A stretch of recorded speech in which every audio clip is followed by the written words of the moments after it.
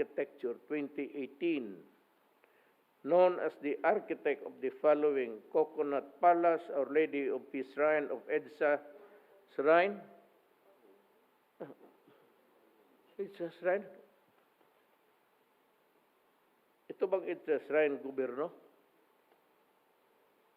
So, just to be, pasok tayo ng pinalusupo without really negating the holiness of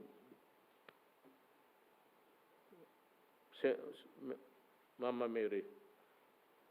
Sino ang nagastos niyan? Kung ang nagastos niyan ang Katoliko,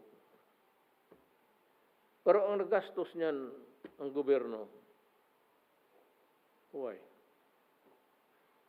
I thought there is a separation of church and state.